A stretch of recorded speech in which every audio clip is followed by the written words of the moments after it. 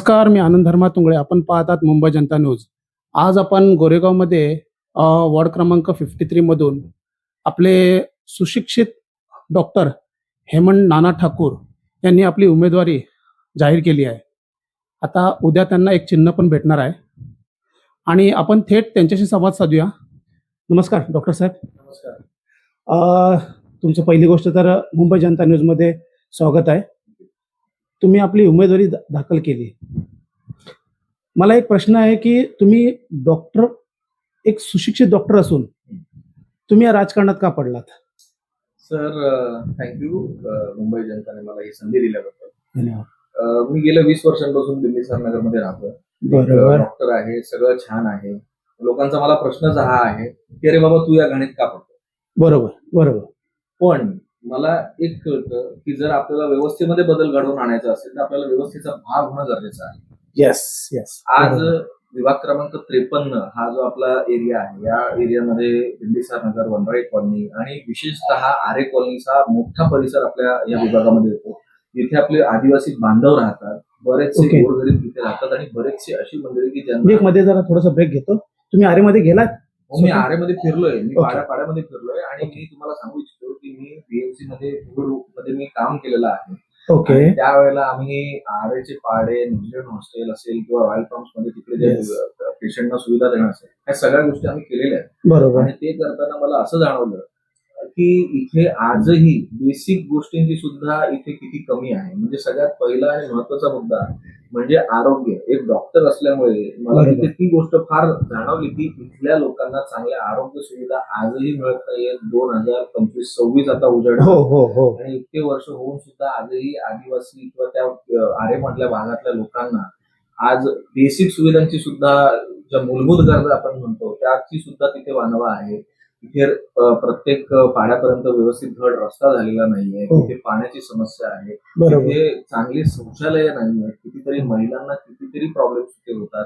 हो. बऱ्याच वेळेला गरोदर महिलांना तिथून बाहेर आणेपर्यंत त्यांच्या वर तिकडे इमर्जन्सी येऊ शकते किंवा एखाद्याला तिथे हार्ट अटॅक आला किंवा सर्पदंशाच्या केसेस असतात किंवा एखादा तिथे कुत्रा वगैरे चावला तर त्याच्यासाठी व्हॅक्सिनेशन प्रत्येक वेळेला तिथे उपलब्धच असेल की नाही याची म्हणजे शंका आहे. बरोबर. तिथून बरेचशा म्हणजे तिथे आर्यामध्ये जे छोटंसं हॉस्पिटल आहे त्याची सुद्धा दुरावस्था सगळ्यांनी बघितलेलीच आहे. बरोबर. आणि ह्या सगळ्या गोष्टी म्हणजे तिथे बेसिक शाळांची सुद्धा, आपल्याकडे बीएमसीच्या शाळा आहेत पण त्या बीएमसीच्या शाळांचा दर्जा काय आहे हा एक महत्वाचा मुद्दा तिथे मला वाटला.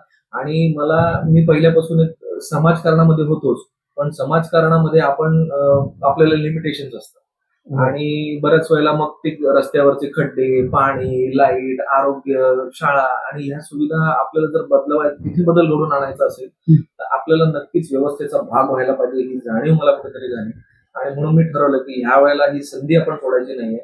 आपण ह्या संधीचा उपयोग घ्यायचा आहे, उपयोग करायचा आहे आणि नक्कीच जनतेच्या सेवेसाठी म्हणून आज मी ही नगरसेवकाची, महानगरपालिकेची निवडणूक लढवत आहे विभाग क्रमांक 53 मध्ये. बरोबर.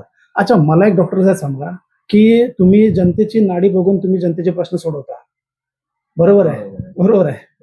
तर आता तुम्ही एक प्रतिनिधी म्हणून कसं सोडवाल? तुम्ही 100 दिवसाचा कसा कालावधी तुम्ही काय कराल? म्हणजे जर निवडून आलात तर तुम्ही काय कालावधी, त्या कालावधीमध्ये 100 दिवसामध्ये तुम्ही कोणते कोणते प्रश्न असे सोडवाल तुम्ही?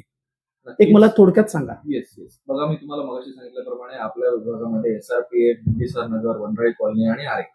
तर मी स्थानिक बिंबिसारचा असल्यामुळे मी तिकडच्या समस्या मांडतो. बिंबिसार नगरमध्ये आज 2 प्रकारची तिथे विभागणी असते. एक संक्रमण शिबिरामध्ये लोक राहतात आणि काही बिल्डिंग नंबर 18 ते 31 मध्ये म्हाडाच्या जे कॉम्प्लेक्स आहे तिथे लोक राहतात. तर त्यांच्याही समस्या वेगळ्या आहेत, यांच्या समस्या वेगळ्या आहेत. तर आपल्या संक्रमण शिबिरामध्ये जे लोक राहतात त्यांच्या मूळ समस्या ज्या आहेत की तिथे आज म्हाडाने भाडेपावती तिथे देत नाही किंवा ते भाडं जास्त मागतायत. काही लोकांना 5-5 लाख, 10-10 लाख, 20-20 लाखापर्यंत भाडी भरायला लावते म्हाडा. आणि तो मुद्दा अतिशय कळीचा मुद्दा आहे. एक नगरसेवक म्हणून मला जे जे करता येईल तो विषय सोडवण्यासाठी ते आपण नक्की प्रयत्न करू.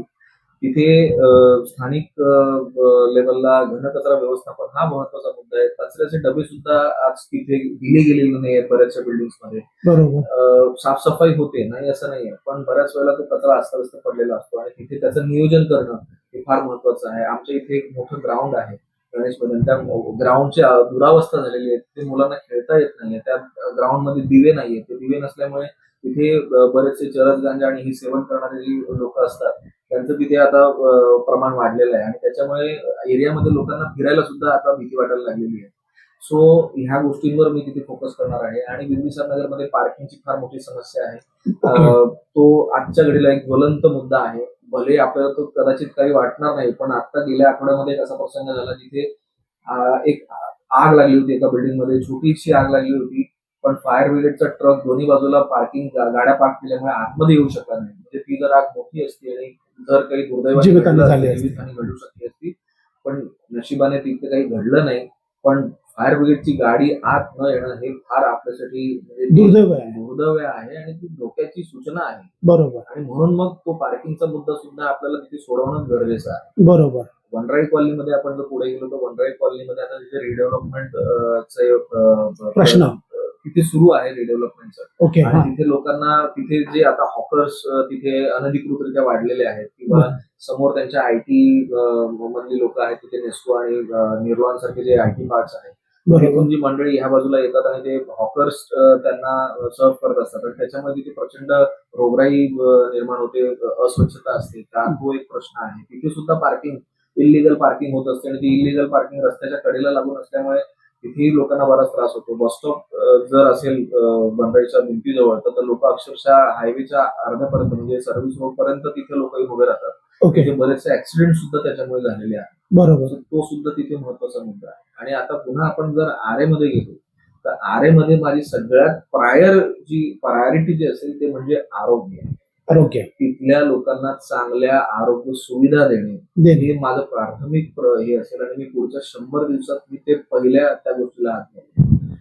दुसरी माझी प्रायोरिटी असेल तिथल्या शाळांचा दर्जा उंचावणे. शाळा आहेत पण त्याचा दर्जा उंचावणं हे तितकंच महत्वाचं आहे. आणि आरेच्या लोकांसाठी दळणवळणाची सुविधा चांगल्या पद्धतीने तिथे करणे हे पण महत्वाचं आहे. आपल्या महानगरपालिकेचे म्हणजे बीएसटी जी आहे ही महानगरपालिकेच्याच अंडर येते. बसेसची संख्या वाढवू शकतो. बरोबर. आज आरेमधल्या लोकांना जर बाहेर यायचं असेल तर त्यांच्या स्वतःच्या वाहनाशिवाय किंवा बीएसटी शिवाय त्यांना दुसरं साधन नाही. आणि आपण जर तिथे बसेसची संख्या वाढवली, आज प्रत्येकाकडे काही म्हणजे वाहन नाही. बरोबर. तिथे बरेचसे लोक चालत फिरतात. बरोबर. तिथे आपण नाही म्हटलं तरी आरे हा जंगल असलेला भाग आहे, फॉरेस्ट एरिया आहे आणि तिथे मग रात्रीचं उशिरा जाणं किंवा मग तिथे आपण बघतो बऱ्याच वेळेला बिबट्या वगैरे हल्ले करतात. अशा वेळेला जर तिथे बीएसटी जर घराघरापर्यंत पोहोचत असेल आणि त्याची जर फ्रिक्वेन्सी आपण वाढवली तर ते पण फार चांगलं राहील. जागोजागी दिव्यांची व्यवस्था करणे. बरोबर. शाळा मी म्हटलं मगाशी, आरोग्य आणि महत्वाचा अतिशय महत्वाचा मुद्दा म्हणजे आरेमधल्या लोकांच्या पाण्याची व्यवस्था जी आहे तो पाण्याची समस्या त्याच्यावर काम करणे. आणि ह्या उपर सगळ्यात महत्वाचा प्रश्न म्हणजे आरेच्या लोकांना सुद्धा रिडेव्हलपमेंटची गरज आहे आजच्या घडीला. बरोबर. आज तिथे वर्षानुवर्षे लोक राहत आहेत पण फॉरेस्ट असल्यामुळे तिथे रिडेव्हलपमेंट होत नाहीये. पण रॉयल पाम्स मध्ये जर बिल्डिंग असू शकतात तर मग बाकीच्या ठिकाणी तिथे का होऊ शकत हा कदाचित नगरसेवकाच्या अखत्यारीतला प्रश्न नसेल. पण तरी सुद्धा माझं म्हणणं एकच असेल की जर आरेमध्ये रॉयल पाम्स होऊ शकतं तर तिथे अजून एखादी कॉलनी जिथे आपल्या आरेतल्या पाड्यातल्या लोकांना आपण तिथे चांगल्या प्रकारची घरं देऊ शकतो, त्यांना चांगल्या सुविधा देऊ शकतो. जर आपण करायला यशस्वी झालो तर त्याच्यामुळे बऱ्याचशा समस्या आरेतल्या लोकांच्या सॉल्व्ह होऊ शकतात. आपण थेट आता डॉक्टरांशी बोललो, म्हणजे ग्राउंड लेवलला जाऊन ते पूर्णपणे काम करणार आहेत सध्या. तर नक्कीच हे निवडून येतील अशी माझी अपेक्षा आहे आणि माझ्याकडून तुम्हाला शुभेच्छा आहेत डॉक्टर साहेब. आणि असंच काम करत राहा आणि येत्या उद्याच्या दिवसात ह्यांचं चिन्ह डिक्लेअर होणार आहे. तर हे चिन्ह आम्ही नक्कीच तुमच्यापर्यंत पोचवू आणि तुमचं मत हे सामान्य जनतेलाच असलं पाहिजे. सामान्य जनता म्हणजे डॉक्टर हेमंत नाना ठाकूर.